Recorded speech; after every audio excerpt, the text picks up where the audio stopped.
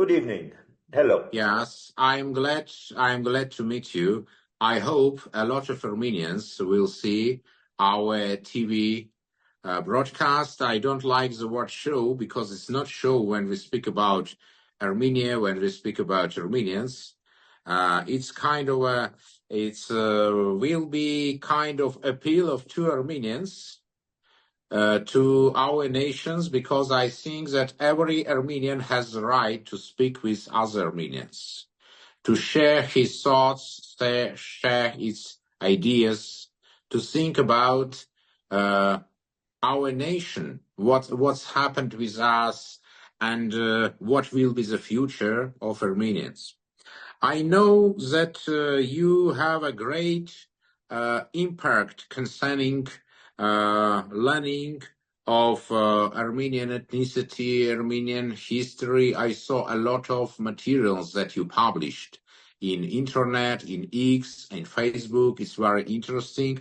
Especially, I appreciate the maps concerning the composition of population of present Turkey, of ethnic composition of our historic lands. Yeah.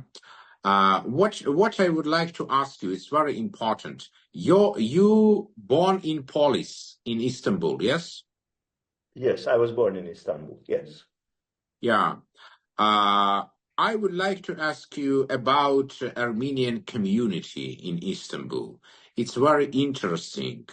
How do you think, basing your experience, how many Armenians of Christian faith live in Istanbul, and how many Islamized Armenians of different denominations live in Istanbul? I speak about Sunni, Alevi, and other uh, types of Islamized Armenians. What is your opinion? Thank you very much for asking me this question, Mr. Avakian. Yes. Going back to your initial comments, I've made a principle throughout my life that I should always speak not only to a specific nation, whether that's the Armenians or the others, but that I have an obligation, a duty, a moral duty to share my opinions and my knowledge with anyone who comes, whether they are Armenian or Turkish or American or of any other nation. And as a matter of fact, I believe that us Armenians have been successful in various periods of our history to the extent that we have been able to be universal. That is to say, not specifically speaking to a closed audience of Armenians, but also serving humanity and other nations in general. I was born in Turkey. I grew up in Turkey. I've spent a lot of time in the United States and in other countries. And I have a close emotional as well as intellectual and political connection with the country of Turkey, as much as I have with the Armenian nation. I've been living outside of Turkey for the last several years for reasons which are not in my control. I lived in Greece, I lived in Montenegro, and I feel like I'm a member of all these societies simultaneously. Let's start with that. Secondly, in Istanbul, there has been always an Armenian community, a significant Armenian community. The current numbers are officially given by the Patriarchate as 60,000, although personally I feel quite skeptical about this number. I suspect that 30,000 is a more realistic number of Armenians living in Istanbul. Sorry, we speak about Christian Armenians, yes? About Armenians Indeed, of as Christian a matter of faith. fact, I believe that the term Armenian means Christian Armenians. And Yeah. the notion of a Muslim Armenian does not make any sense to me. It doesn't really correspond to anything real. Of course, there are lots of Armenians, as they have been throughout history, in various periods of history, when Armenians have founded more practical or more convenient to change their religion and to join other communities. However, historically, The definition of an Armenian is someone who belongs to either the Armenian Apostolic Church or the couple of other denominations of Christianity. And a converted Muslim person may retain some memories of Armenianness, but they are loyal to a different ideal, and therefore, for that reason, the whole notion of a Muslim Armenian doesn't chime with me. I have never met one in my life. They were Muslim, they were Turkish, of Armenian origin, which is not the same thing. Their parents may have been Armenian, but they are not Armenian. They've become Turks, they've become Arabs, they've become Americans, Frenchmen, whatever. Very interesting. I would like to ask you. I met not one, not two, not three. I met dozens persons from Hamshen. From Rize. From Hopa, from Trapezund, from Dersim, from Sassoon. I met them in France, in USA. I met them in Germany. They were Muslims and Alevi, and they told me that they are Armenians, and some of them learn Armenian language. How could you explain? Yeah, you are right.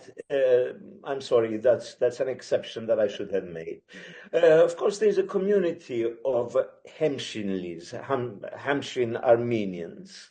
yes, The great majority of the Hemshinlis do not consider themselves Armenians. However, yes, an area in the districts of Hopa and Borchka, which is at the yes, far northeastern corner of Turkey, yeah, where there are actually 23 villages, 23 small villages, whose populations speak Armenian. They currently speak a dialect of Armenian. They have yeah, been Muslim for a long time.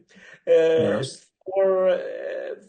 For a number of reasons, they have come to reclaim their Armenian identity.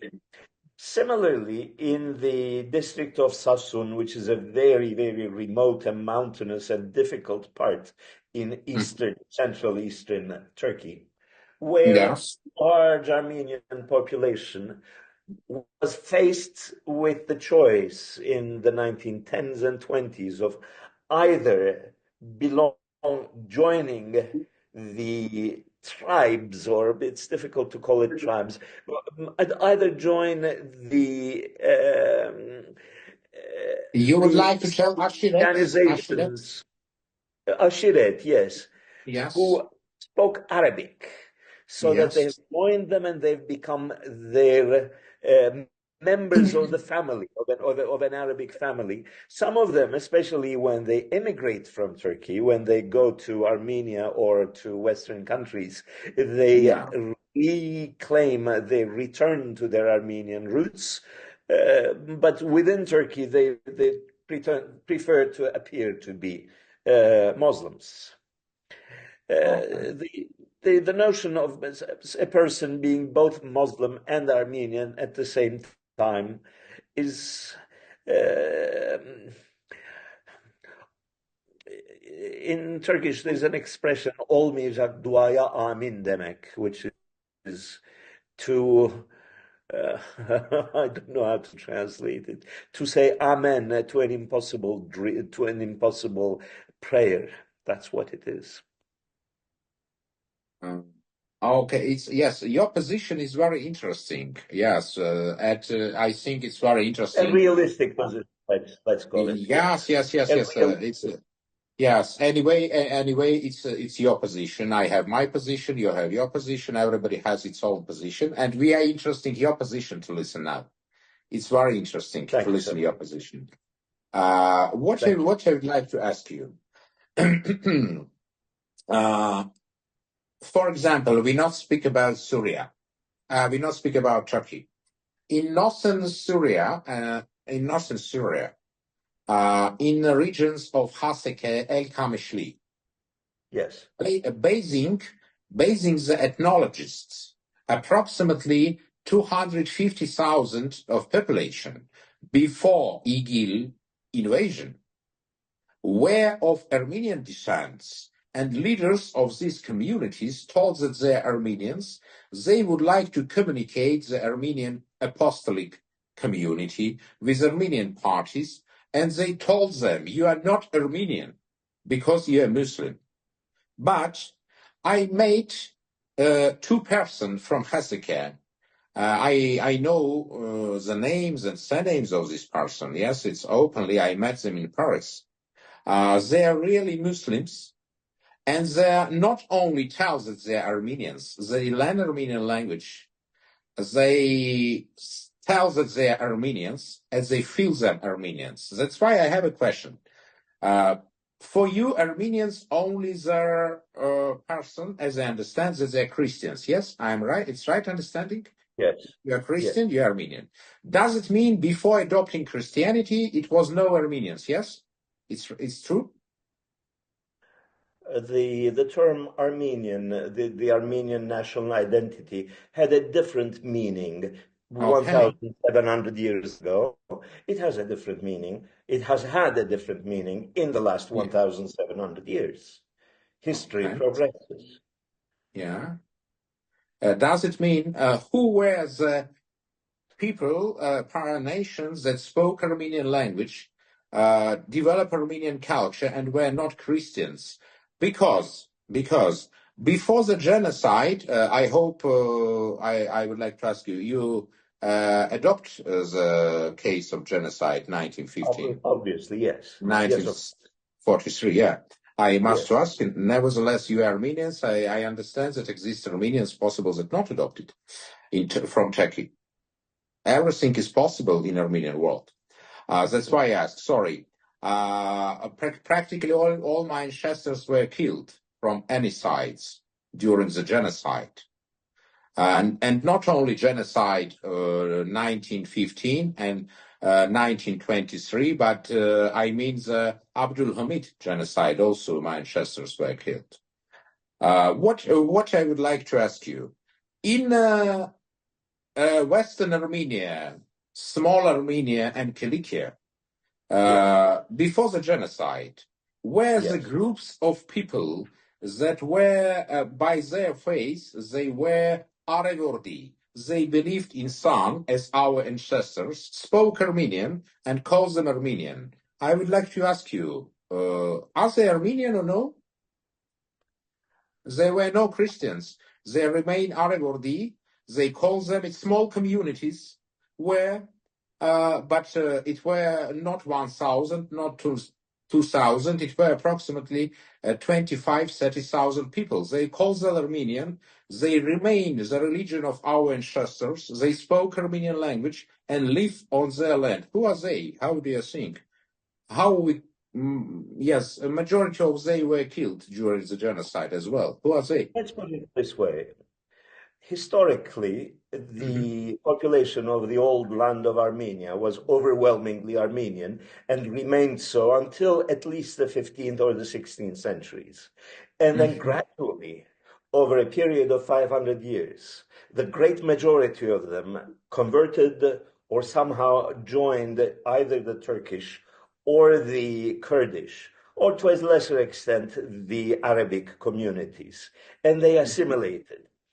In this extremely complicated and long process, there are always ambiguous cases, periods of transition, groups which have become more or less Muslim, groups which have become partially assimilated into the Muslim community. Typically, these transitional cases last about 2 or 3 generations. After 3 generations, they tend to forget their Armenian past. In the past, when social mobility was more limited, this period might have been longer. In modern times, in the 19th and 20th century, assimilated Armenians have very quickly, that is to say, within one lifetime, have preferred to forget their Armenian roots so that they become extremely agitated and angry when you remind them of their Armenian background. It is known that in certain parts of Turkey, the so-called Alevi, which is Yes. non-Orthodox sect of Islam.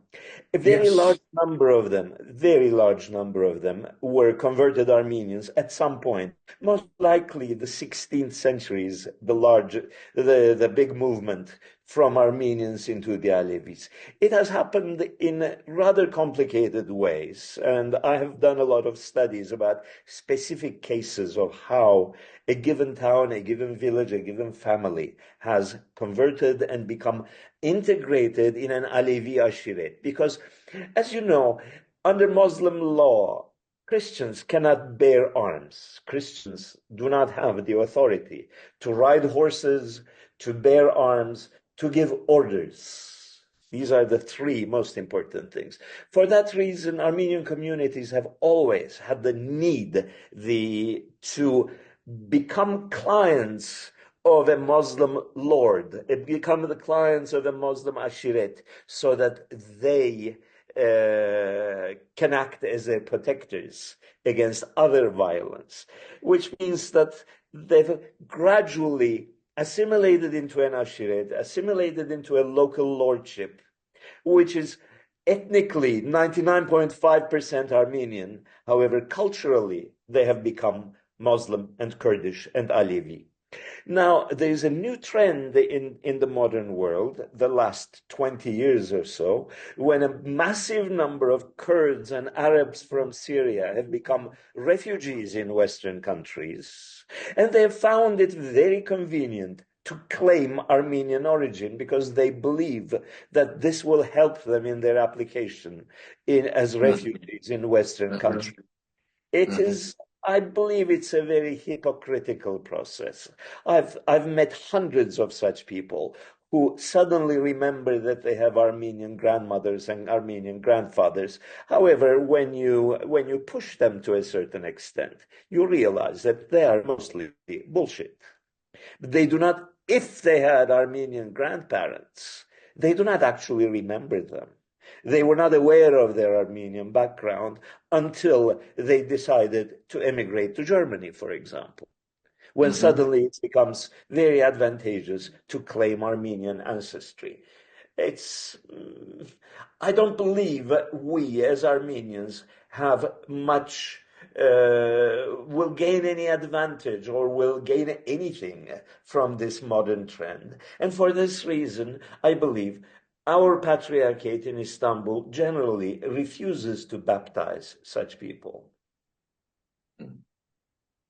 Okay, yeah, sure. We have a lot of Asherets, Kurdish Asherets, Kurmanji speaking Asherets that have they have Armenian descent. It's dozens of Asheret of Armenian descent. I mean, it's Mirak, Asheret, Rishtik, and a lot of different Asherets of total Armenian descent. They have 100% Armenian blood, DNA. I speak about it, not about culture now. If using social technology during some periods they became Kurdish, why using social technology Armenian centers that now is not exist but will be in future, I'm sure, because our youth is not agree with present status and kind of Gahut thinking that prevalate in Armenian diaspora. You know, it's Armenian Gahut word that in Hebrew it's Galut, it's the same, where you think basing the norm of society only. If you are from Aleppo, you think as Halep Armenians. If you are from Polis, you think as Polish Armenians. If you are from Tehran, you think with Tehran Armenians. It's not, I think, one of the problems, what do you think about it? That we have no common Armenian protocol. For Armenians from Uruguay, it's my opinion, Armenians from Iran, Armenians from former Soviet Armenia, Armenians from, for example, USA, we have no common protocol. What does it mean be Armenian? I explain you why I speak about it. You know, in Turkey, in Cappadocia, and a little bit west, it was a big, huge group of high horoms, Orthodox of Greek faith Armenians that spoke Armenian language. Basing the traditions of Armenian Apostolic Church, they are not Armenians, they're Greeks, and during the exchange of populations, they left Turkey for Greece. They Yes. were more than 110,000, more than 110,000 high Horoms. Totally. I believe that's a little bit of an exaggerated number, but I know about high Horoms, yes. Oh, yes, I could send you materials later. It's not a secret. Very good. Yeah, we could not publish it in a broadcast, but I will send it to you. Sure. What's the problem? I met one of the Greek ministers, and he told me that why Armenians not use us, high Horoms. He was high Horom. His ancestors were high Horoms. He told we are Armenians, but when we go to Armenian society, they told that we are not Armenians. Possible, it's one problem. The next problem. I met possible now I will tell you the very kind of simple thing about Armenians, but possible you don't know about it. Possible. I met a young boy in the University of Geneva. His name is Goran. Goran. He's a Pomak. I think you know such group. Yes. Pomaks, basing scientist basis, they are descendants of Paulicians. The whole world, the science knows that Paulicians were only Armenians. No Turks, no Kurds, no Greeks, Armenians they were. Because in Paulician, in Pomak dialect, it's only specific Armenian words basing the linguistical research. Because basing DNA, they are same as Armenians from Karno, for example, as Manchesters and Bitlis. They're same. And this Goran learns these materials. He's a very talented boy. And he understands that he is Armenian because his blood and the ancestors is Armenian. Did you know that Pomaks, this big nation that only in Turkey 700,000 has Armenian roots, or no? Never. First of all, let's go back to the high Horoms. Okay. The high Horoms, although they were speakers of Armenian, have always considered themselves Greek because historically, at least Everybody considers Greek, yeah? but they considered themselves Greek. They were proud to be Greek. They were despised by the Armenians. They were rejected by the Armenians. Yeah. And by their neighbors, both Armenian and Turkish and Kurdish neighbors, they were regarded as Rum, Greek. And a very large number of them have become happily assimilated into the Greek nation. I know of their villages, their towns in Greece, in the island of Evia. My wife has done field research with the high Horoms of Evia. They would be very shocked and very displeased to be called Armenians. Of course, in every society, there are minorities, there are individuals, there are eccentrics, there are activists, there are interesting people who question their national identity. However, the general rule is that the high Horoms consider themselves Greek above all. Now, secondly, in the past, they considered themselves Greek because they're Greek Orthodox in terms of religion. Nowadays, in the modern world, they've been taught to regard themselves as the generation, the grandchildren of Pericles and Alexander the Great and Constantine the Great, etc., which is mostly bullshit, but that's what human societies are all about. Secondly, next, the Pomaks. It is a known fact that the Paulician movement, the religion, has affected a large number of local Bulgarians in Bulgaria. They adopted the Paulician sect or traditions, and later a number of them became Muslims. And for hundreds of years, they tried extremely hard, to assimilate into the Turkish society, because the Turks were regarded as higher up. The Pomaks were the peasants. They were the Ahrian is the term of down. Yeah, my vocabulary is leaving me. Anyway, so they happily migrated, several 100,000 of them migrated to Turkey when Bulgaria became an independent nation, and they made a very quick decision to forget the Bulgarian language and to adopt Turkish. So that a great number of Pomaks consider themselves Turkish proudly and typically very in a dogmatic way. A smaller minority of Pomaks consider themselves Bulgarian before being Turkish. And I don't think that the eccentric theory of the Armenian origins of the Pomaks will carry much water with any significant number of Pomaks. They are not Armenians. They may be of Armenian origin, but they are either Turkish or Bulgarian. That is it. That's what they consider themselves to be. Okay, I would like to comment it because now you speak with a person that is a descendant of high Horoms. My ancestors, Yanidis and Michaelidis, they were considered them Armenians. I, Tigran Avakian, was a soldier of Armenian army, being descendant of high Horoms. I would like to inform you, Mr. Sevan. And I'm not alone. My family is very big, and a lot of high Horoms consider them Armenians. I hope that basing social technologies and activity is this quantity, not now, when Armenians will have centers, strategic centers, concentrating a new policy, not as now, because I see what I mean. Now we live in a time of Armenian profanation and imitation.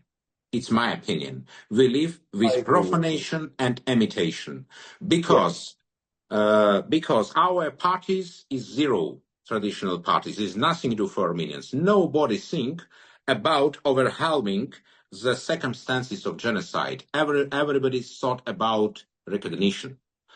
Also, our religious organizations, they think about everything, about money, about influence, about some business, but they don't think about to become our nation strong.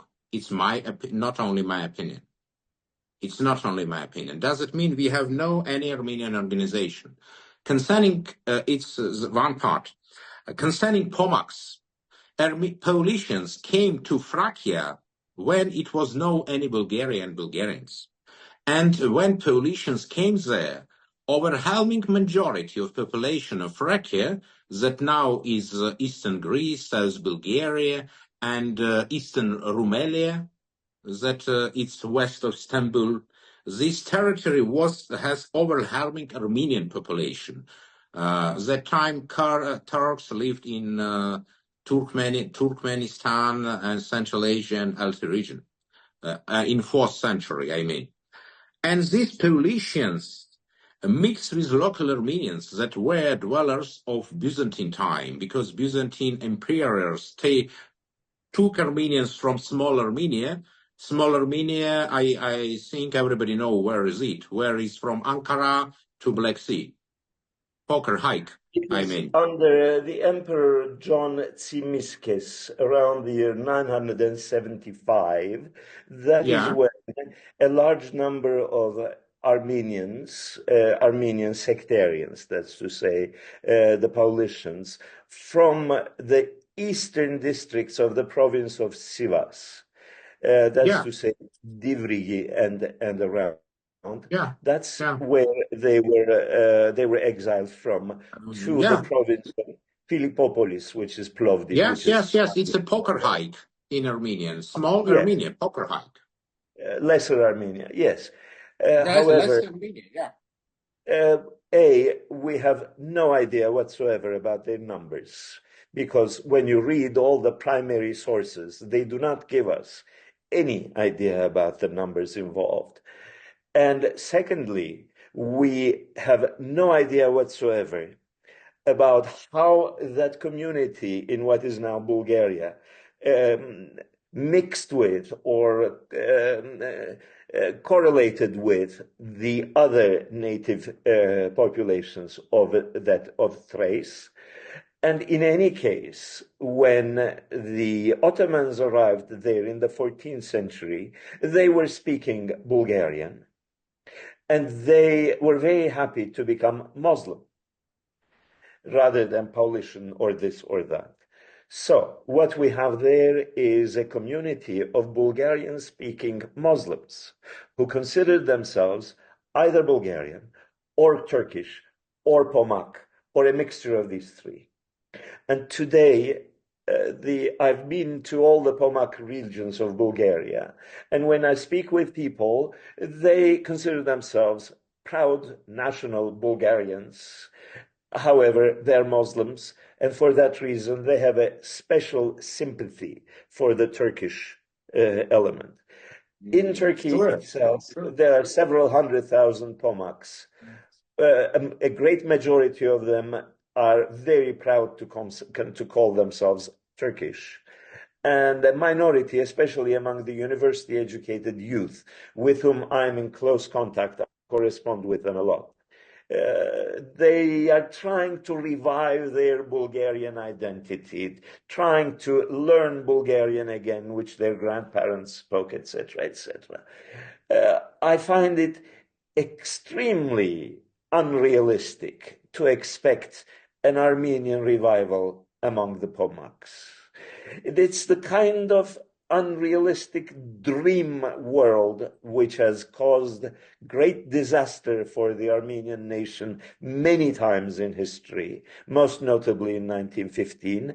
And I'm really a little bit worried that a similarly unrealistic, emotion-based policy is being advocated again. It can only lead to disaster. It can only lead to great tragedy for the Armenian nation. Armenians have never been a great national force in history. They have always been a very successful a very successful society, insofar as they have been able to be cosmopolitan, insofar as they've been able to transcend their narrow national identity and become significant innovators, artists, administrators, thinkers, scientists, entrepreneurs in the United States, in France, in the Ottoman Empire, in Iran, in Russia, in all these other countries. That is the future of Armenianness, if Armenianness has a future, which I find rather questionable. Mm-hmm.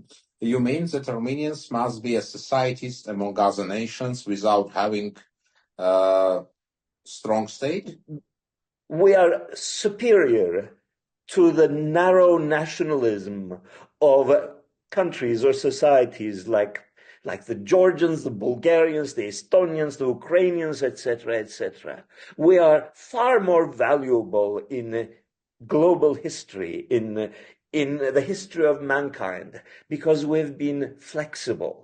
Because we have served the Byzantine Empire, we have served the Arab Empire, we have served the Persian Empire, we have served the Ottoman Empire, and the others.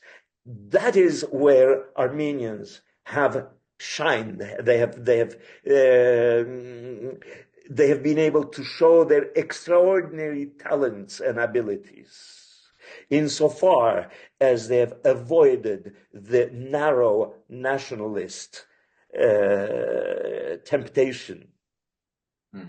You mean that continues the traditions of our ancestors? I mean, when we had big states on Armenian highlands, is to become a nationalist?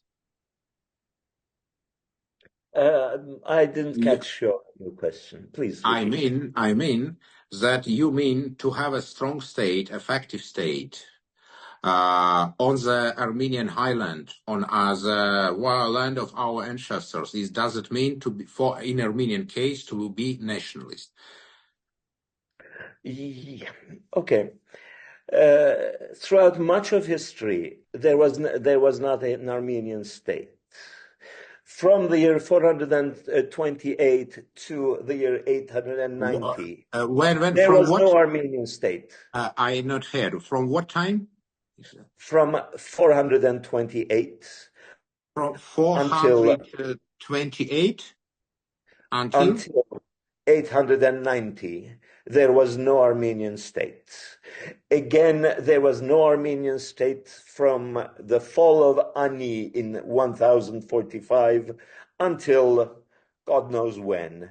And again, there was no Armenian state from the time of the Turkish invasions until 1918. And then again, there was no Armenian state from 1920 until 1991. So Armenians have been able to survive without a state.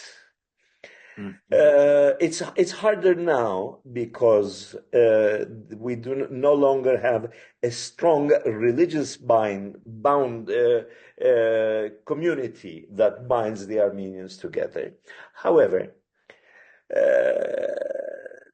nevertheless, you are talking about a strong state. We do not have a strong state now. You cannot call the Republic of Armenia a strong state. It's very unlikely to become a strong state in the near future. Armenians should be able to live with that fact. The brightest period of Armenian modern history is from the middle of the 19th century until 1915, 60 years of the last 60 years of the Ottoman Empire, when Armenians had become the most brilliant community within the Ottoman Empire, producing an extraordinary array of talented, powerful, and interesting individuals, when they had no political strength whatsoever.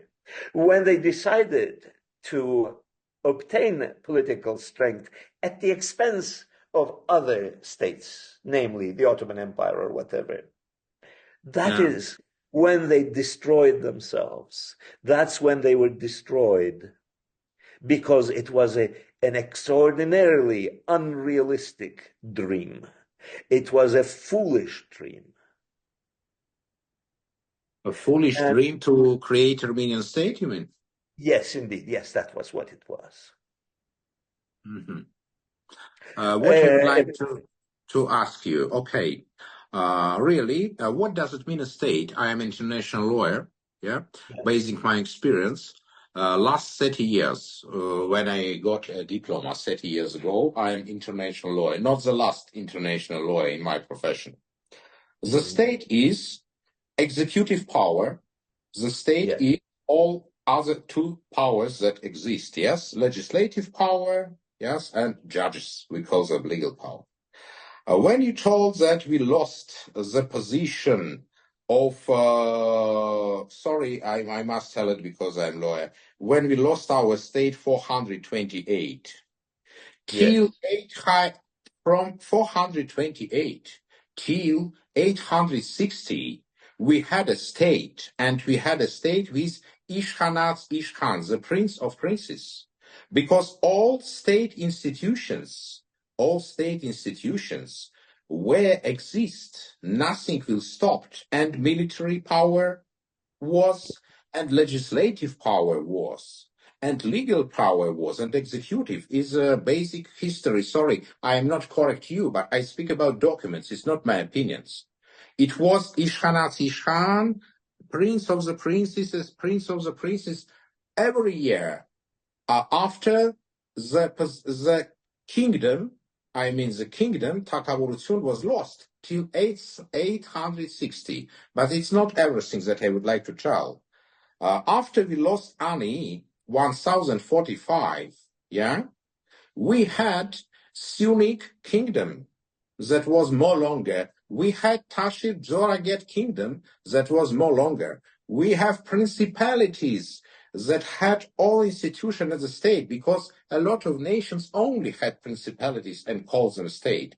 And everything this was till 1480, when our last big principalities we lost on the territory of present Western Armenian or Eastern Turkey.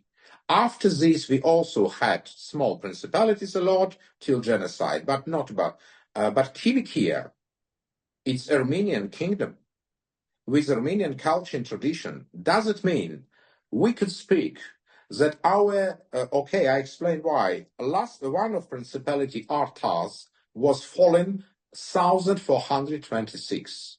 Tashir Joraget 1171. Hamshen Principality 1480, and I could give you tens examples, not one. It's a basic Armenian history. It's not something for quarrel or to be disputable. Really, the basic Armenian history is that Ishkhanats Ishkhan as a title did not exist before the year 886, I believe. That's when the Bagratunis reinvented that title, Ishkhanats Ishkhan. Secondly, minor local principalities with questionable sovereignty does not mean a kingdom or a state. I can declare myself the Emperor of Japan if I wish, and my wife may believe me. But I do not become the Emperor of Japan as a result of that. It's mostly in our imagination. And all these Armenian kingdoms and legislative bodies that you mention somehow seem to have escaped the notice of the Byzantines or the Persian kingdoms or the various Turkish kingdoms that replaced them. They simply were unaware of such fantastic kingdoms in history. But that's beside the point. Even if you assume that there were some Armenian principalities here and there, which were mostly local lords, local feudal counts and barons. Okay. The fact remains that the brilliant periods of Armenian culture and history have occurred under foreign domination. That's when we produced a large number of intelligent and creative and useful people. They were citizens of the United States of America. They were citizens of France. They were citizens of Russia. They were subjects of the Ottoman Empire. And that is when the Armenians, when they did not bear arms, they did not have an organization that bore arms, that's where they shone. They really became brilliant.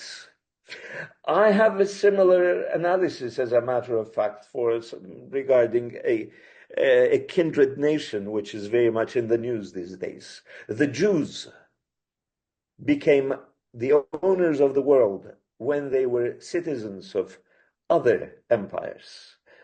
They are going to lose severely when they decided to become an armed state like all the other armed states. The Jews were so much more than Israel. Now they've become hostages to the tragic dream of a nation state. I suspect the Armenians will fall, or may fall, or some people wish to fall into the same trap of creating their own highly armed and warrior state, which is bound to fail, which is bound to be defeated. Really, it's very important for young Armenians to listen your position when you take floor. I explain why. Because, Mr. Sevan, you are not alone that think such way. A lot of Armenians from Middle East, a lot of Armenians from Polis, a lot of Beirut, Halep Armenians think such way as you. Armenians from post-Soviet Armenia and from post-Soviet Union, they also would like to sing something, but because they lost practically majority of Armenian heritage, they try to create something new. But what is my position? What is my position? Not only my position, positions that I share, because I'm not own of any position, and I could speak only as Armenian, not on behalf of Armenians. I speak as one of Armenians. My position is that Armenians must create a new forms of cooperation in the world. That Armenians, basing their intellect, must create new defense and intellectual and financial communities to recreate state of a new kind of state on the Armenian territory. Because having such intellect as Armenians have, I sure and I hope that it's possible to realize and fulfill. Does not mean to fight against Turks, against Kurds, against other nations. No, I speak about creation of strong Armenian state for Armenians, not to fight with somebody. State for, not against. This I would like to tell. Yes, and for this, yeah. I agree with your ideal to a certain extent. Yes, I believe that greater cooperation should be established among Armenians. They should be able to communicate with each other. They should have both intellectual and social and political and financial cooperation among themselves. I agree with that fully. However, when that cooperation goes beyond the intellectual, social, and financial level and starts talking about a state, a new form of state, then it impinges upon the prerogatives of other and more powerful states. And Armenians have been for too long in this century, or in the past century, for too long, have been on hostile terms with all their neighbors in their specific geography. They have been hostile with the Turks, they have been hostile with the Georgians, they have been hostile with the Azeris and the others. They do not have the power and will not have the power in any foreseeable future to overcome these countries by military means. For that reason, Armenians should stop even giving the impression or even hinting at military strength. Our strength lies elsewhere. Our strength lies in our intellectual capacities, in our hardworking culture, in the fact that for a very long time we have been a nation whose only asset is their own honest work. We do not have an asset other than our honest work. This separates us from a nation like the Turks, for example. This separates us from a nation like the Russians, for example, who are proud of their violence, who have been proud of their capacity to use violence.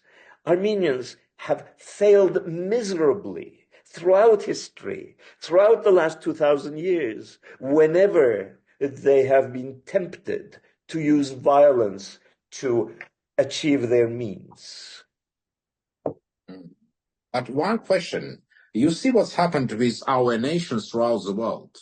We under the white genocide, I mean assimilation, everywhere we assimilated.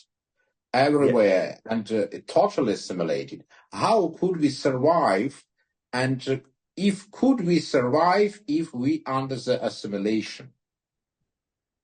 Everywhere. And Armenian Church is nothing could do in this process, because when Armenians live in neo-Christian country, they assimilated during one generation. Because if my ancestors and your ancestors in Polis has a most super education, because my grandfather spoke 12 languages.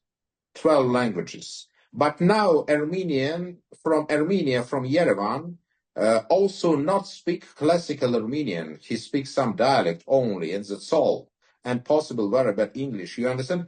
If such Armenians as my family were the majority assimilated, majority of representative of my family, thanks to genocide, assimilated, majority killed, and other part were assimilated because they lived throughout the world. What speak about that Armenians, they not educated totally, and they have no the history such as, for example, has my family and your family, I'm sure. What to do? Because we will disappear if we will live in Bulgaria, basing only old traditions. If we live in Romania, if we live other places, we disappear. If we continue as from the more weak points, we will continue the same way as our ancestors in Ottoman Empire, in Persian Empire, in Russian Empire. This brings us to a very difficult and complicated field. I'm afraid I don't have easy solutions. I don't have easy formulas. I have 5 children to whom I've given classical and good Armenian names. Arsen, Iris, Tavit, Mihran, Yevanahit. Are you? None of them speak Armenian. Yeah. 2 of them are now German, and 3 of them are Turkish. You mean married Germans and Turkish, you mean? Yes. Okay. It's tragic. It's difficult. It's a defeat, really. My wife, who is also Armenian, has 2 children who are Greek. So within the family, we have 7 children who are Greek, German, and Turkish, but not Armenian. What is the solution to this quandary? I wish I knew. I wish I knew. Oh, Mr. Sevan, I didn't speak Armenian till 16 years old. Totally. Yeah. I knew only 5 words. But I speak both Eastern and Eastern Armenian language. I learned both my native Western Armenian and I learned not native Eastern Armenian for me. Also, I am Armenian by choice because I have Polish, Greek, Italian blood. But I'm Armenian by choice because for me it's too easy to be non-Armenian than to others. Because 100% Armenians make a choice not to be Armenian. But I has a responsibility concerning my ancestors. Yes. Yeah, not everybody. I agree with you. Not everybody not everybody as me were killed. I explained what I mean. My ancestors were nobles, Armenian nobles. My ancestors was real nobles, not basing legends, basing documents, representing the most antique Armenian princes' houses. That's why I have no choice. I will be Armenian and I will be everything to educate Armenian youth. And you know what I did, just not important if I will continue my way or no. I had, during last 70 years, dozens of students that I taught them what does it mean Armenian world, how it must be this Armenian world. And it's most important for me. I share with you my experience as Armenian with Armenian. I share it because now dozens of Armenians will continue the way that I start when I didn't speak Armenian, because I'm a mixed person, but my blood is so strong that I believe in everything that I tell you during today, our conversation. I am not only believe, I know that our God, Armenian God, will give us a chance if we will fight. When we will be agreed that we will lose, we never will win. Because what I mean, till 17th century, we were the strongest nation if you speak about financial instruments. We control the total route, trade route from Amsterdam to Beijing. And we lost everything because we had no state. Because British Empire created state, then Ost-Indian Company. And we would like to become strong without having a state. And we lost everything. Not when Bagratid lost any. We lost future in 17th century. But I'm sure that temporary, because what I would like to tell you, we spoke with you about Armenian problems, but Turkey has more problems than we, because Turkey has a problems with identity. Because from Ankara to Ararat, majority of populations, they of our blood, not from Turk blood. It's the Armenoids. They have the same blood that Tigran the Great and the whole our warriors. And what I would like to tell you, it will come a time, I believe it, as a lot of Armenians believed, that social technologies, our brain, will give us possibility to change everything. Because the brain is most strong power, not the other tools, I mean. I'm All not the power to you. I wish you very good luck. I Yeah. understand your point of view. Yeah. It's not as if I don't sympathize with it entirely, but I don't. My mind, my brain, as you say it, tells me it's a doomed ideal.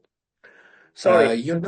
I agree with you because look what agree with what I'm Armenian and you Armenian, and we must share our thoughts to understand each other because you represent a very big strata of Armenian nation. I know such view as you put forward now. It's not only your view; it's a view of a very big strata of Armenian nation. It's reality. But I also represent the view of a big strata of Armenian nation. It's not my private view. It's not your private view.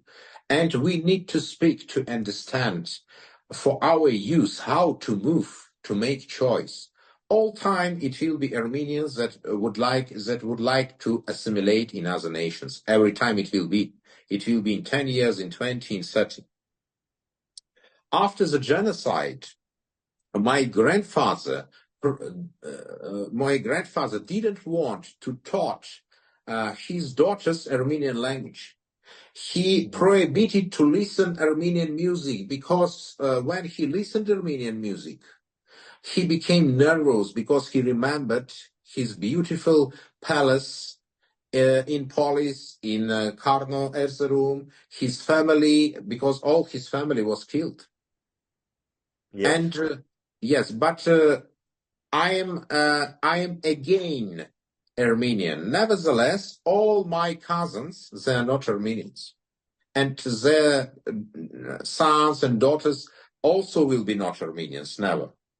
Because they mixed and they continue to mix and they make other choice. They choose that states where they live. But you know what's the problem? What I think? Okay, we could tell, yes, we could live in Europe. We are Europeans. We are kind of a cradle of European civilization. We could live in Europe. But Europe now is in disaster.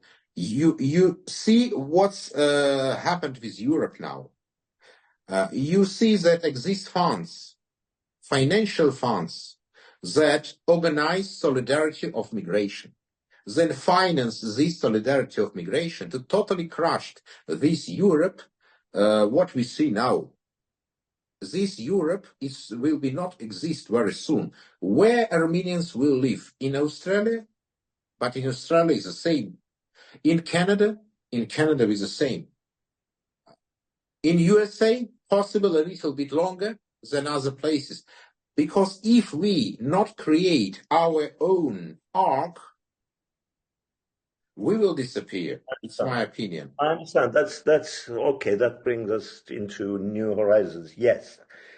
What will the collapse of Europe bring to us Armenians? Not only to Armenians, but to the whole world is a huge question. It's a big question because obviously Europe is collapsing.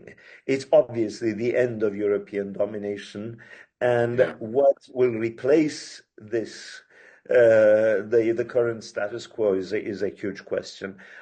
I'm pretty sure that the Republic or Kingdom of Armenia or the Empire of Armenia is not going to replace the vacuum that's left by Europe. I have a strong suspicion that Russia will be one of the dominant players of the new world. And also, I also think that it is really a high time to start organizing an Armenian community in somewhere in Peking or in Shanghai, because China is going to be a major player in the modern world. And I'm sure we as Armenians have a lot to contribute to the civilization of both China and of Russia. So maybe we should direct our activities I in will that. inform you about not only that I know. China decided to not use Armenian intellect. I will inform you about it. I don't want to criticize. Russia demographically disappear. You know that Russia has no demographic perspective. If you will tell about India, I will agree. About India, I will agree possible. But it's necessary to speak. You know, when I had a meeting in different countries with the persons that make decisions there, not with the ministers more higher in my life, they told, when we would like to speak with Jewish nation, we know we need to speak with Jewish agency, we need to speak with World Jewish Congress. But when we would like to speak with Armenians, you have no such Representation. body That's a very good point. representation That's a very good point. with whom it's possible to speak. Because, look, we have two Catholicos, we have two patriarchs, we have also Catholicos, we have also evangelistic head of evangelistic church, and a lot of other leaders. We have no one body to speak with us. And when I had meeting in China, they told, but with whom speak? You have no body to speak. You have a lot of bodies. This is an excellent point, and I agree with you fully. That is a very good point. I suspect I haven't thought about that very much, but now that you've formulated it so clearly, that's a very valid point, and I agree with you. I agree with you. I understand what you say. Obviously, yes. This entity should include the Republic of Armenia, but it should be independent of the Republic of Armenia. Sure, completely agree. Yeah. It's a big dream. It should also avoid being associated with the Tashnak Sutyun, I suspect, because that's a no-no. That's a divisive issue. It should be a united movement. You are right, and perhaps we should end this conversation on this point of agreement. Yeah. Okay. Thank you very much. Thank you so much. I'm sure that for young Armenians, because all my broadcast only for young Armenians, it will be a base, our conversation, to think, to analyze, and creating something more effective, I hope, that we propose to our nation. Good luck. Basing this experience. Thank you very much, Mr. Sevan. Thank you. Thank you, Mr. Abakian. Good luck. Thank you. Good luck. Bye-bye. Bye. How to make this now? Yes. Okay, now, Grigor, John? Grigor? Oh, now I will try. I don't know how to do it. Yes, now it's necessary to push, and it's a red button. Red button. Okay, Grigor Jan, we would like to stop.